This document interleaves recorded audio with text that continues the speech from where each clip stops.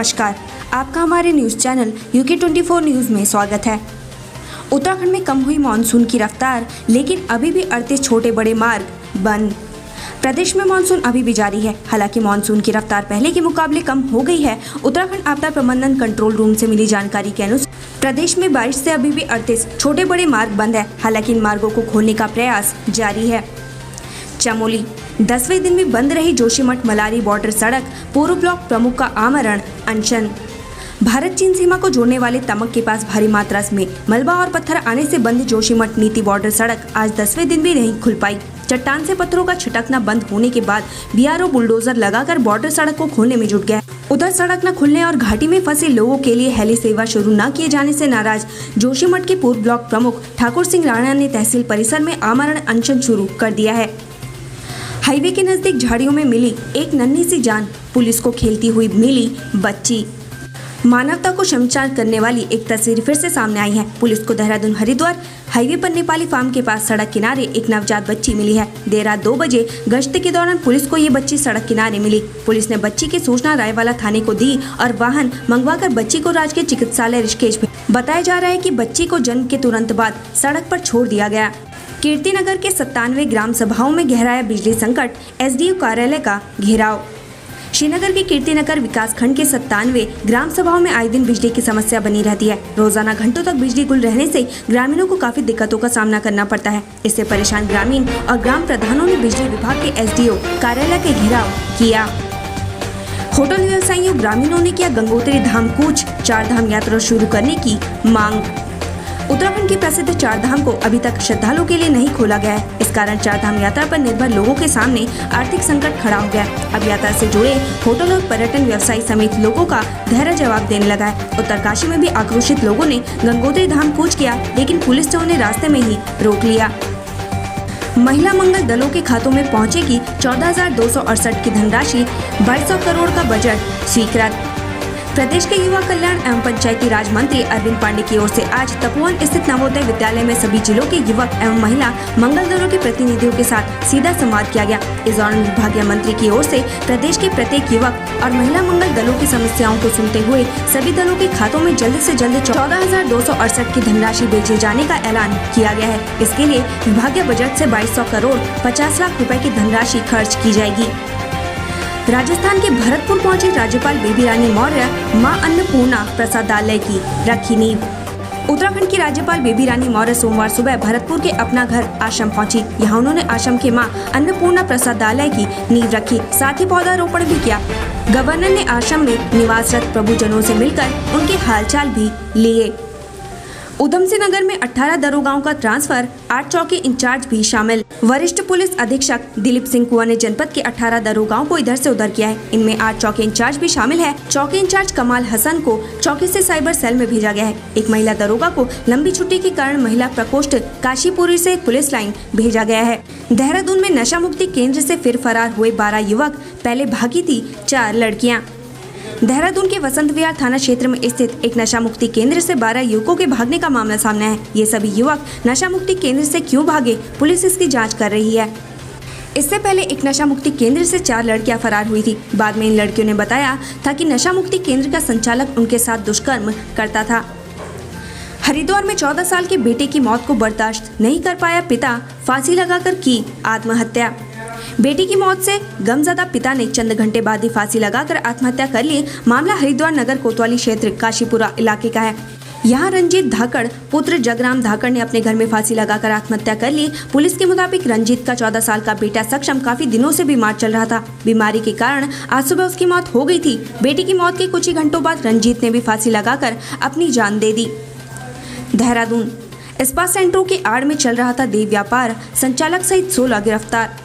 देहरादून में राजपुर रोड पर स्पा सेंटरों की आड़ में चल रहे सेक्स रैकेट का खुलासा करते हुए पुलिस और एंटी ट्रैफिकिंग सेल ने 2 स्पा सेंटर संचालकों, कर्मचारियों सहित 16 लोगों को गिरफ्तार किया है। मौके पर पुलिस ने दोनों स्पा सेंटरों में बड़ी मात्रा में आपत्तिजनक सामग्री भी बरामद की है। सभी 16 आरोपियों को कोर्ट में पेश कर जेल भेज दिया गया है। सार्वजनिक संपत्ति में होर्डिंग्स लगाने पर 3 गिरफ्तार। पुलिस ने अलग अलग थाना क्षेत्रों में नगर पालिका व विद्युत पोल पर राजनीतिक पार्टी के होर्डिंग्स को लगाने की कार्रवाई की है। पुलिस को तहरीर दी गई कि अज्ञात लोगों ने नगर पालिका क्षेत्र व विद्युत पोल में आम आदमी पार्टी के प्रसार के होर्डिंग्स लगाए हैं, जिसके लिए विभागीय अनुमति भी नहीं ली गई।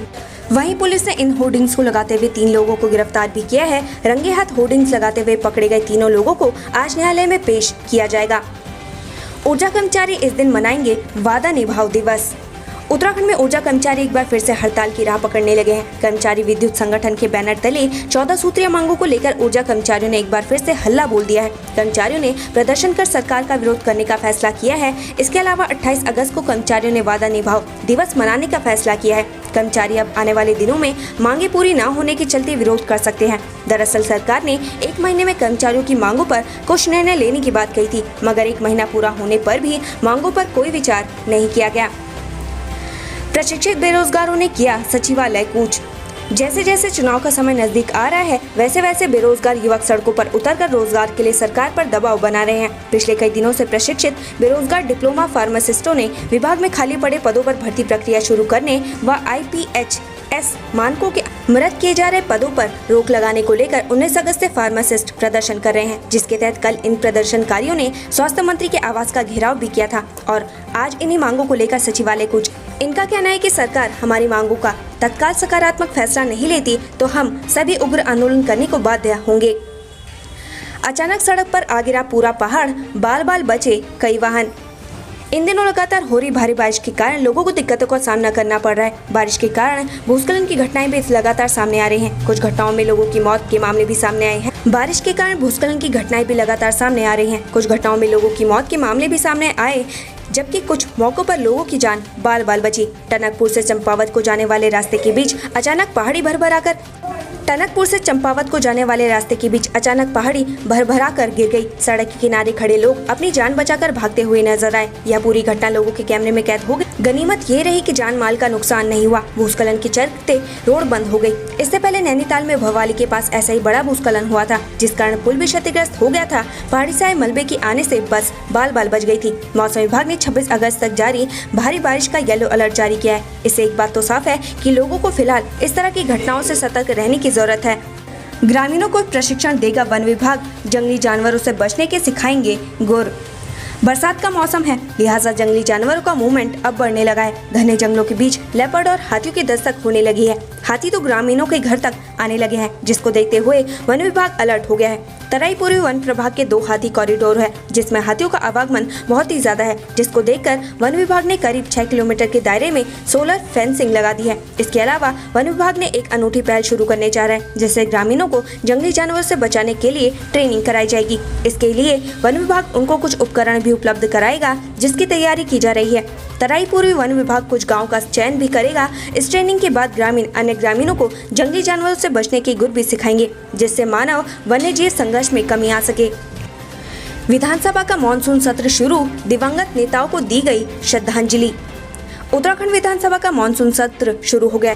सत्र की शुरुआत वंदे मातरम के साथ हुई। सत्र की कार्रवाई शुरू होते ही सदन में सबसे पहले शोक प्रस्ताव आया। नेता प्रतिपक्ष दिवंगत इंदिरा हृदय, विधायक गोपाल रावत, बच्ची सिंह रावत, नरेंद्र भंडारी को सदन में श्रद्धांजलि दी गई। सीएम पुष्कर सिंह धामी ने दिवंगत नेता इंदिरा हृदय को श्रद्धांजलि दी। उन्होंने कहा कि उनको अभी विश्वास नहीं हो रहा कि इंदिरा हृदय का निधन हो गया है। सर्वाधिक मदों से महिला विधायक जीतने का रिकॉर्ड उन्हीं के नाम रहा है। उन्होंने कहा कि उनको हमेशा से ही इंदिरा हृदय का सानिध्य मिला। यूपी के पूर्व सीएम कल्याण सिंह को भी मुख्यमंत्री ने सदन में श्रद्धांजलि दी। उन्होंने कहा कि कल्याण सिंह के मुख्यमंत्री शासनकाल में भ्रष्टाचार मुक्त शासन रहा। राम मंदिर के निर्माण में कल्याण सिंह की अहम भूमिका रही। बड़ी खबर, इस महीने आ सकती है कोरोना की तीसरी लहर, जारी किया गया अलर्ट। कोरोना की तीसरी लहर को लेकर गृह मंत्रालय के एक पैनल ने प्रधानमंत्री कार्यालय को चेतावनी जारी की है। National institute of disaster management के तहत बनाई गई कमेटी ने अक्टूबर में संक्रमण पीक पर पहुंचने की चेतावनी दी है। कमेटी ने इसका बच्चों पर सबसे बुरा असर पड़ने की बात कही है और अभी से तैयार रहने का अलर्ट दिया है। पैनल ने अस्पतालों में पूरी तैयारी रखने की हिदायत दी है। रिपोर्ट में कहा गया है कि देश में बच्चों के लिए मेडिकल सुविधाएं, ventilator, doctor, medical staff, ambulance, oxygen की पूरी व्यवस्था होनी चाहिए। माना जा रहा है कि तीसरी लहर का ज्यादातर असर बच्चों के साथ युवाओं पर यह रिपोर्ट ऐसे समय में सामने आई है जब बच्चों के लिए वैक्सीनेशन शुरू करने की तैयारी चल रही है। कमेटी ने भी बड़ी संख्या में बच्चों का टीकाकरण करने की जरूरत बताई। साथ ही कोविड वार्ड को फिर से इस आधार पर तैयार करने की सलाह दी है जिससे बच्चों के गार्जियन को भी साथ रहने की इजाजत हो। रिपोर्ट के मुताबिक सितंबर के अंत तक तीसरी लहर अपना असर दिखाना शुरू कर दे। वहीं अक्टूबर में देश में हर दिन 5 लाख से ज्यादा मामले सामने आ सकते हैं। करीब 2 महीने तक देश को फिर से परेशानी झेलनी पड़ सकती है। कई राज्यों में लॉकडाउन की जरूरत भी पड़ेगी। वहीं नीति आयोग के सदस्य वीके पॉल की प्रमुखता वाले समूह ने भी पिछले महीने तीसरी लहर को लेकर सुझाव दिए थे। इसमें कहा गया कि अगर भविष्य में कोविड के मामले बढ़ते हैं तो हर 100 कोरोना पीड़ितों में से 23 को अस्पताल में भर्ती करने की जरूरत पड़ सकती है। ऐसे में पहले से ही 2 लाख बेड तैयार रखने होंगे।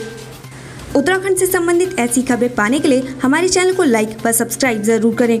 धन्यवाद।